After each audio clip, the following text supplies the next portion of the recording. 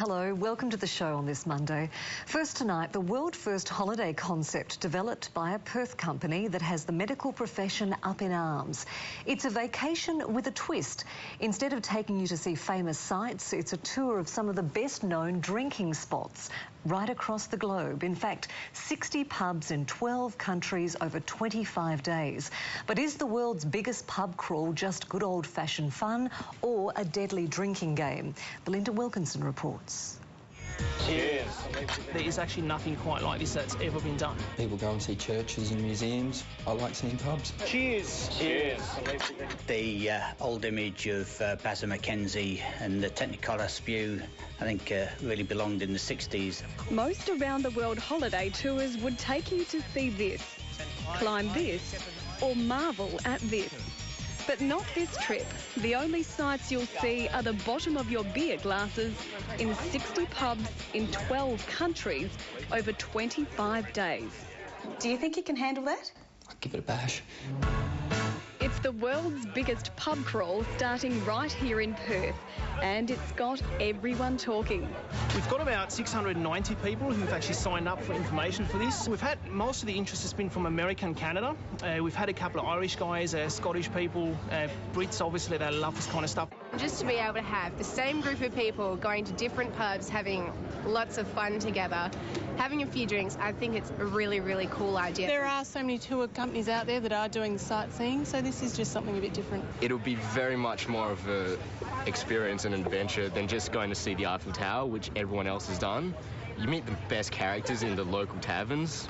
Adam Moroney heard an ad on the radio while he was working on the mines up north. They were just talking about this pub crawl, world's biggest pub crawl, and I thought, sounds like something, could be fun, meet some new people. A couple of months later, Adam was in, signed up, flight booked and ready for the onslaught of 60 pubs in less than a month. He's on his way there right now. I like pubs. I may as well go and see some around the world. You got some inside information, so get to see some different places. Partying, fun, run amok. And it's that running amok attitude that's got the Australian Medical Association shaking their heads. Professor Jeff Dobb. Unfortunately, many people do become disinhibited when they've had a few too many drinks, at greater risk of getting into fights or getting into risky sexual behaviour and so on. We recently saw the effect alcohol had on our Western Force stars at a training camp on Rottnest Island. One of the players took his clothes off, did a nudie run, urinated. I was absolutely disgusted. So are we. Drunk and out of control, senior player Scott Favour grabbed a quokka by the tail and threw it up to 5 metres, publicly humiliating himself and his team. They are awesome creatures of this earth, and I apologise profusely for being intoxicated and thus clumsy in returning a quokka to the ground. And the sobering truth is that binge drinking can kill. This trip is 25 days of flat-out drinking, risks getting an acute alcoholic hepatitis or getting pancreatitis, which is an inflammation of the pancreas.